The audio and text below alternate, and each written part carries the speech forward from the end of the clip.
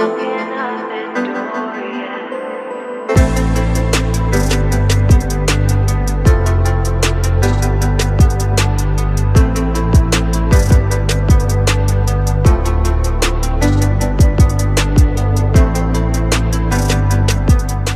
guys, welcome to this new video.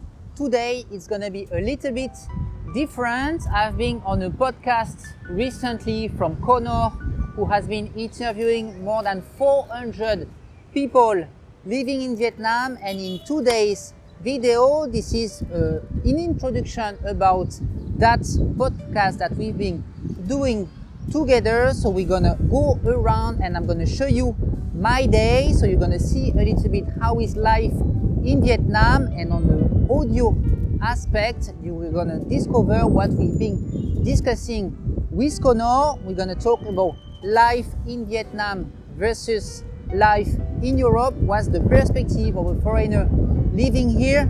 How is it to do business in Vietnam as a foreigner? And then everything you need to know as well about real estate market, the trend, and then also the regulation and how things work on foreigner perspective.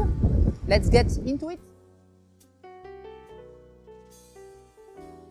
Hello and welcome back to the Comeback Podcast. As usual, I am your host Connor, and as you know, I interview people from around Saigon on a variety of topics which include entrepreneurship, expat life, creative projects and more.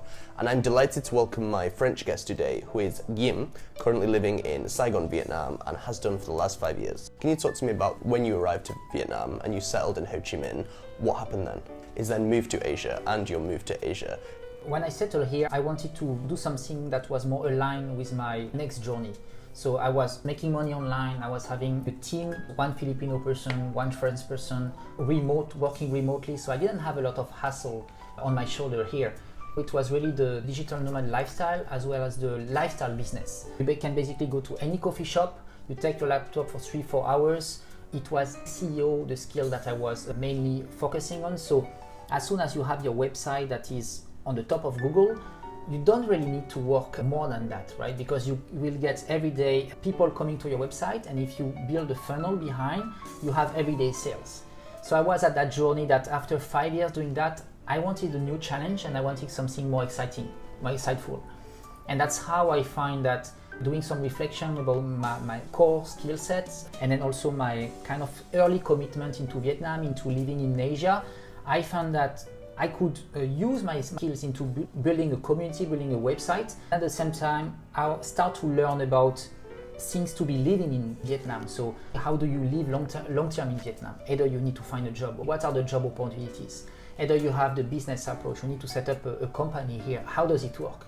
And by learning it, I start to share on YouTube as well as on a blog about life in Asia, but with 70% focusing on Vietnam. So the real estate market, how do you work with accounting firms, how do you set up a business, etc. And then because I build that content, after I start to have some people inquiring me and saying, oh Guillaume, you did that, how does it work?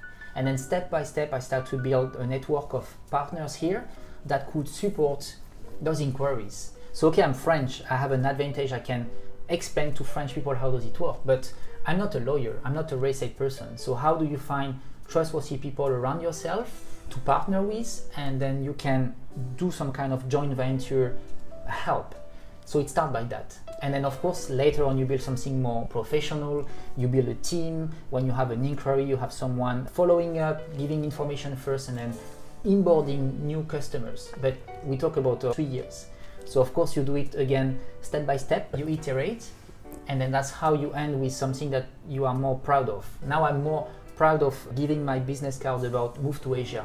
Talk about why I think and I see Move to Asia in 5 years becoming something, rather than before when I was selling other people products. Are you really proud of what you are doing? Not so much. It was kind of tech things. Now it's more something more aligned and more with a vision. Yeah, of course. I suppose you will be innately passionate about your project, your work, your baby almost, move to Asia, and just getting it out there and saying, this is what I've done, this is how I can operate. And you must have pride in showing that work to people and saying, this is what I've done, and I can give you some kind of template. It must be great for you. Yeah, definitely. I mean, I think the end goal of any entrepreneur is at the beginning, maybe you will just do, we have a term in French called bricolage. It's like you are in your garage, you do some little things, you tweak a project, and maybe it's going to work. Maybe it's going to bring $100 per month. Maybe if you are lucky, $1,000 per month is good. This is the first step. Then you try to scale it. Then you are finally being able to replicate and to scale something is good. But the end is to really have your own products. Either it can be selling your service, good products or digital products. Then you really control everything. You put a lot of time, you build a team, you train your team to follow your vision, and then you sell something that match with what you are aiming for. And I think that's the direction entrepreneurs should follow. Yeah, absolutely. No, I love that phrase, le bricolage. Yeah, bricolage. Yeah, bricolage, brilliant. Yeah. No, it just reminds me so much of the entrepreneurial mindset, and I love it. I definitely think it's a very apt analogy of what it is like. And I have a lot of friends actually who come here and I suppose take the traditional route of teaching, but always talk to me about starting a business, and they've got the idea, etc. But they're always thinking, well, it's not going to be the American model or the French model or the British model. Like, they have to adapt not only to, I suppose, business, but also their clientele in Vietnam. What sort of things would you suggest, based on your experience, about setting up a business here in Vietnam? How do you go about doing so? So you have different ways of approaching those business ideas. I think first you have to think about what you are good at, and then try to find something that is at least matching that skill set. Then you have the component of finding a business partner. In Vietnam, when you come to a country that is not yours, you have to cope and you have to match with also the regulations and how things are implemented in this part of the world. We are talking about a very emerging market. Foreigners can set up their companies, but it's not always 100% straightforward, and then it's always better to spend time, either, as you say, you have a job as an English teacher, or you find a job with a foreign or a local company here, you spend 2-3 years, and when you really start to acquire knowledge about how things are working here, then you can consider jumping into the real world as an entrepreneur. So you set up a company, you invest a few $1,000s. A couple of years ago, we could just start a company with $5,000 in Vietnam, and then that could grant you long-term visa. Now it's not the case anymore. You really have to be able to put on the table $20,000-$30,000. So it's not everyone who can do that. That's why if you are a bunch of friends, you are more salesperson, you find someone that's more a tech person, then maybe 2 people with a little bit of saving can start a new journey. So finding the right person you can associate with, because if you have no experience, you have super high chance of failing. But on the other side, because we are in Vietnam and we are in the land with a lot of opportunities, there are also a lot of potential things that are not taken yet. Or just because I'm French, there is a lot of lawyers in town, there is a lot of people providing business services. But because you are French, you will immediately have an advantage over the French community, for instance, for my case. So of course you will have more inquiries for people who understand you better, and an advantage over the locals. So in Vietnam, we see here in Thao Dien, we have buildings, restaurants, coffee shops, bar popping up very often. But we have at the same time places that are opening, and then after 2-3 months, sometimes they shut down and there is a new business. So it's for sure not easy. For sure there are a lot of opportunities, but it comes with the experience. Yeah, again, understanding more how the market works first, and then later on consider doing something more entrepreneurial. I see. With your business, you mentioned earlier something I want to touch back on as products, as in selling your products, perhaps digitally or offline, I'm not sure of the word, but selling your products. Are there any products that you have sold that you're particularly proud of in your journey from move to Asia since you've arrived? So there is a funny thing about this, a funny product that pop up. It's like I start to build content at the beginning very, very broad. So a lot of content about a lot of topics about life in Vietnam. And then I got an article ranking very high on Google. It was Find a Job in Vietnam. So every day I had hundreds of visitors visiting my page and then start to inquire me, oh Guillaume, I want to find a job in Vietnam.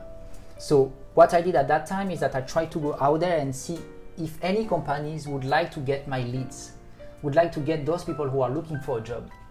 And then I went to headhunter firms, trying to tell them, oh, I have a very good profile. Are you interested in those resumes? And then I can give you those resumes, and then maybe you can give me a commission if you have a good profile. And finally, I didn't find a product market fit with that. Because of course, those headhunter firms, they already receive hundreds of resumes per month. So you had to tweak the problem one more time and say, okay, if those people are looking to find a job, how can you help them the best? I made friends with a French guy that is a headhunter here, and we co-built together an online training. So it's basically resources that have been putting out there that are updated, a list of companies that you can contact proactively, because most of the people who are looking for a job, they would just go on the Facebook page and say, hey, here is my resume, is anyone interested? Mostly they won't have any answer, right? But if you proactively find the companies that are matching with your resume, with your experience, and contact them and say, I'm physically now in Vietnam, I have 2 weeks, for instance, I'm on e-visa or in a tourist visa, and I'm willing to meet you, then of course you have a higher chance to at least have a first introduction and then talk with a key decision maker of those companies. So that product that we designed came after iteration of trying to acquire an audience first, and then we bootstrap very fast with that friend of mine that is still running, and we are still doing sales every month, and it's 100% online. So people can sign up, people can buy those resources, access to the training, etc. And after they can implement it by their own. They are autonomous to do it. Yeah. And then other products will be more selling services and selling consulting. Partnering with someone in Vietnam that has the knowledge, has the experience, for instance, a lawyer. And then when we have an inquiry about a specific topic, I'm going to consult you at an early stage, and then my partner here can do the paperwork aspect, for instance. For instance, set up a company. I'm not a lawyer, so I'm not updated about all the different regulations. I'm not someone from the immigration as well. So it's more finding the right partner in all the different fields and then offering a service upfront. Consulting that customer, and then when the customer is willing to sign up, then we will outsource the work to those partners to offer that service. So it's two different products that you can consider. Absolutely, yeah, and it definitely kind of ties into the themes that we've been discussing about persistence and also the online versus offline. I don't really mean to fast forward too much, but I do want to talk about real estate. I feel like that is important, as I know that is something that you operate within with your work and move to Asia. Can you tell me more about that and how it's developing in Vietnam, perhaps in the last few years or so, from what you've seen? So from what I've seen, there is a huge gap between how we see the real estate in the West and how the real estate is in Vietnam. Over the last 4 years, it has been booming. It used to boom already. And I had to meet a lot of people because I wanted to invest in Vietnam. So 4 years ago, I bought my first land in Vietnam. So of course, as a foreigner, you cannot own a land.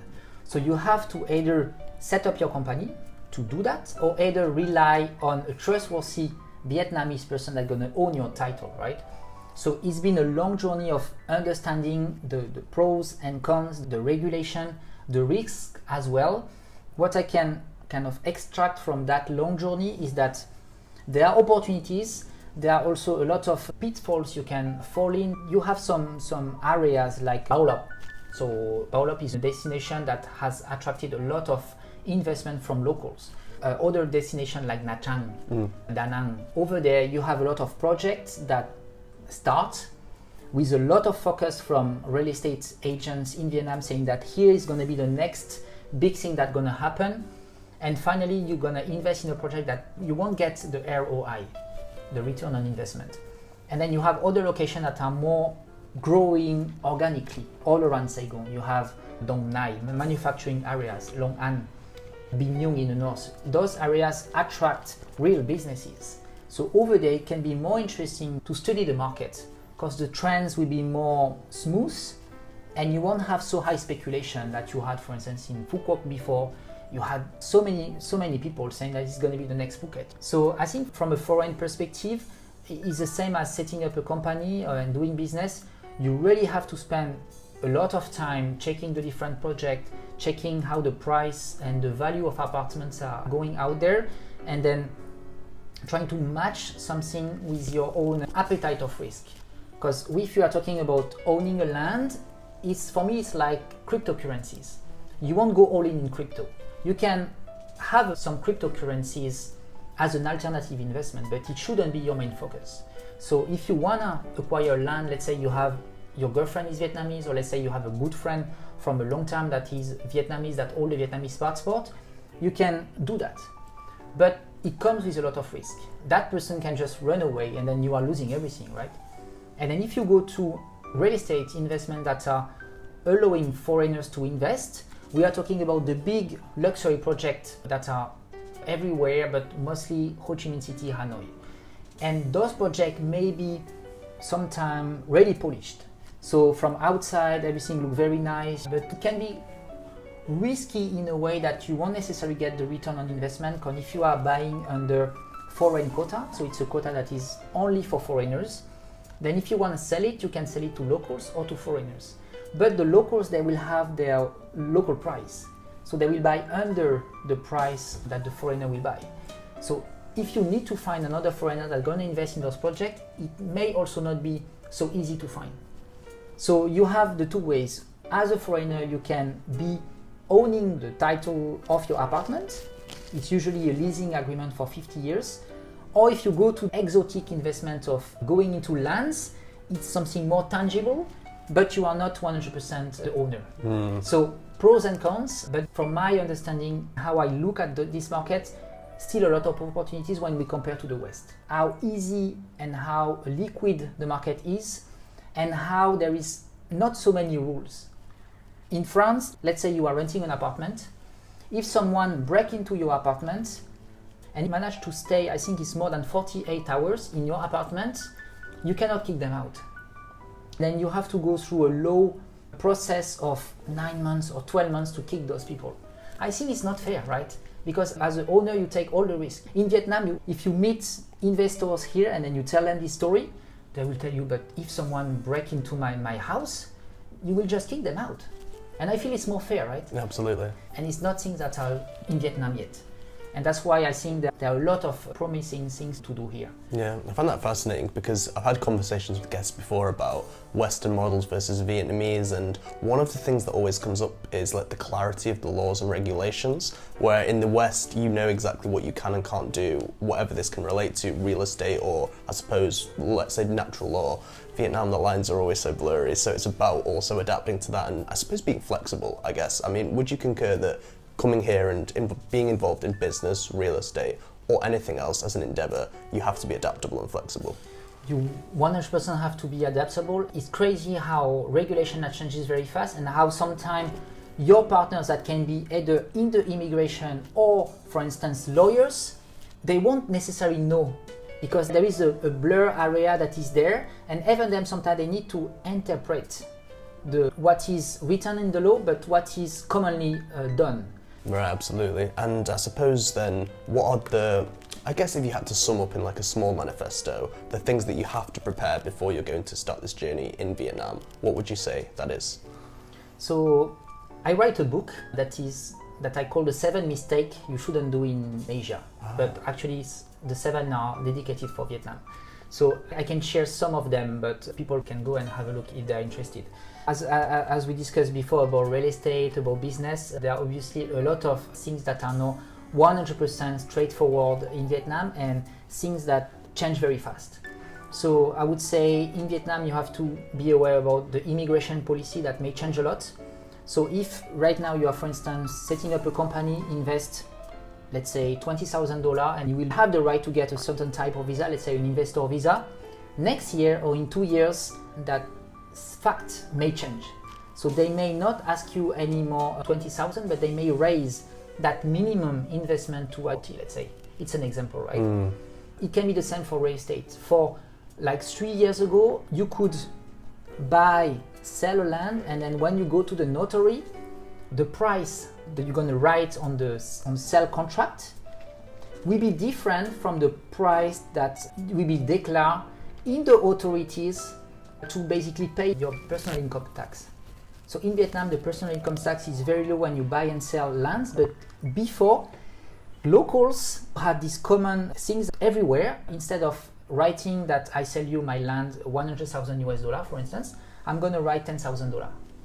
Okay, so you're going to pay the taxes on those 10,000. So of course, it was commonly used everywhere, not only in Ho Chi Minh City, but everywhere in the countryside as well, that it was that rule. And then this year it becomes strict, and now the authorities say, now you guys cannot do that anymore. Well, thank you for sharing. I think they'd be very valuable for those listening who are interested in setting up in Vietnam and aren't quite aware, because it can be very easy to say, oh, I have this idea, oh, I'd love to go to Vietnam, let's go. And you think, yeah, there's a lot of things there's a lot of, not loopholes, maybe loopholes, small little tricky things that you should really be aware of. So thank you for sharing. I am interested in how you balance, I suppose, your time with Move to Asia. So based on your time on real estate and also then basing it on entrepreneurship and offline, online, how do you manage, I suppose, and how do you proportion your time and what you spend on each area? Very interesting question. It's still something I have to work on that, because in late 2021 I took a new project. So there were a French media that is a franchising model that was available. So it's a big media that is called Le Petit Journal, that is across more than 70 destinations worldwide, and then the Vietnamese edition was available. The previous person that was handling it here left Vietnam. So at that time I was already very busy, right? But I wanted to take again a new journey, because that franchising model is something that I never explored, and I also see opportunities into owning the media, because if you own the media and if you are somehow able to bring content out there, you can also influence. Of course, there are some synergies that I can push to my own business. So when we talk about adjusting and balancing your time between the different business that I'm having and also my personal life, is not always very easy. When you are an entrepreneur, you have potential new business ideas everywhere, right? Now, because I'm helping people to set up their company, sometimes I have people inquiring me with so good business ideas. And I have sometimes to tell myself, no, this is enough. I cannot partner with them and help them to grow and then maybe take some equity from their company.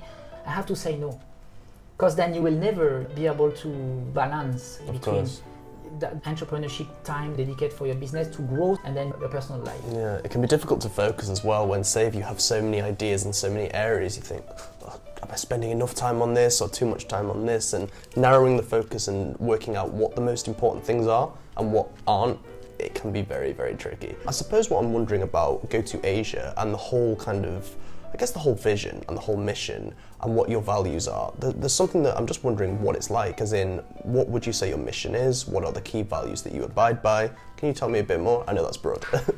So Move to Asia for me is really the legacy I want to leave, and then the footprint I want to have in Vietnam and maybe later on Asia, because I really have my life here now. I really want to show to the world what is happening out there. You will have a lot of travel vloggers going to a restaurant and enjoying Vietnamese food.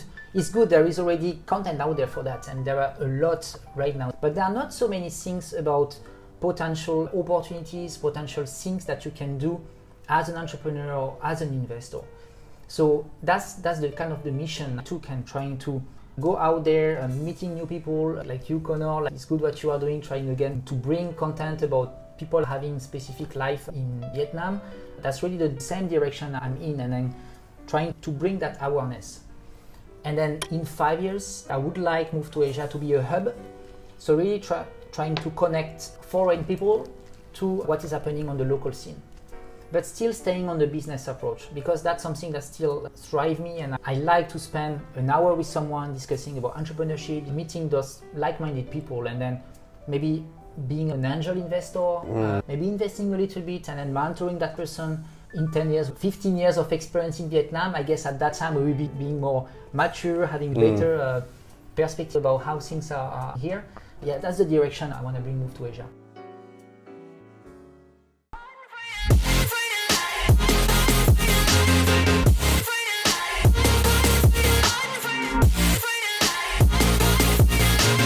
Been down and I'ma get it right. Dead on sight like